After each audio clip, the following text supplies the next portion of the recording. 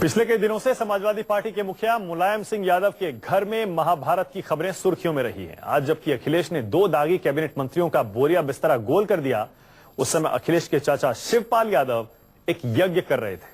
सवाल यह है, क्या मंत्रियों की बर्खास्तगी और शिवपाल के यज्ञ में कोई नाता है या फिर ये केवल एक इत्तेफाक है? गौर करने की बात यह भी, इन मंत्रियों की शिकायत शिवपाल यादव ने भी कर रखी थी।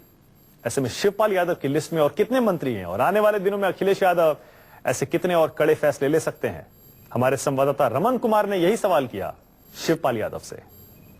किसी यज्ञ का असर इतनी जल्दी हो सकता है, इसकी मानगी आप देख सकते हैं। हमारे साथ उत्तर प्रदेश के कद्दावर नेता शिवपाल यादव और स्वामी चक्रपाणी जी हैं। शिवपाल जी, स्वामी चक्रपाणी जी ने यज्ञ किया और उसका असर इतनी जल्दी देखने को मिला कि उत्तर प्रदेश के 2 मंत्री सैक।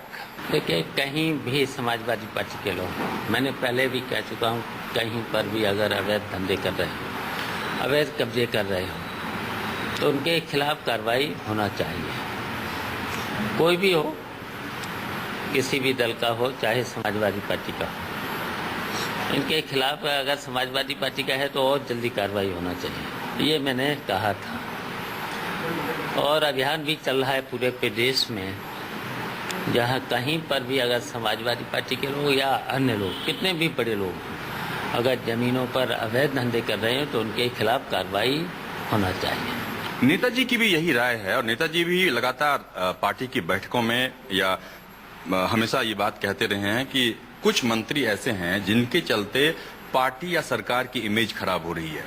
आपको लगता है कि जो कार्रवाई अभी हुई सरकार की तरफ से, ये कार्रवाई काफी पहले हो जानी चाहिए, क्योंकि नाम सबको पता है कि किनकी तरफ से गड़बड़ी हो रही है और इसके चलते पार्टी की छवि या सरकार की छवि खराब हो रही है? देखिए, ये मुख्यमंत्री का अधिकार है, मुख्यमंत्री को निर्णय लेना होता है। अब मुख्यमंत्री कैसे चलाएं सरकार, तो उनको फैसला का पूरा अधिकार है, पूरी छूट है। हम लोगों ने हमेशा छूट दी है, हम लोगों ने कहीं पर भी कभी दखल नहीं दिया है। लेकिन अगर कहीं पर भी वो सुझाव लेते हैं, मांगते हैं, तो हम लोग दे सकते हैं। लेकिन कुछ बड़े फैसले पार्टी में नेताजी की सहमति के बाद हुए, जैसा कि मैं कौमी एकता दल की बात कर रहा हूं, कि इतना बड़ा फैसला हो गया, उसके बाद फिर वो फैसला पेंडिंग हो गया। तो ये कम्युनिकेशन गैप क्यों आ रहा है? देखिए, सेंट्रल पार्लियामेंट बोर्ड की जब बैठक हुई थी उसके बाद, तो उसमें पूरा अधिकार नेताजी को दे दिया सेंट्रल पार्लियामेंट बोर्ड ने। फिर नेताजी की बात भी हुई है। अब नेताजी को बात करके नेताजी को फैसला लेना है। करीब करीब बात तो हो चुकी है, अब केवल नेताजी को डिक्लेरेशन करना है। ऐसी परिस्थिति पैदा हुई कि शिवपाल यादव को कहना पड़ा कि मैं इस्तीफा देता हूं। 2 बार आपने इस्तीफा देने की धमकी क्या दी? इस्तीफा आपने दे दिया था, वो मुलायम सिंह यादव के हस्तक्षेप के बाद हुआ। तो उत्तर प्रदेश में इतना बड़ा सेक्रीफाइस पार्टी के लिए आपने किया, ऐसी परिस्थिति का निर्माण क्यों हुआ?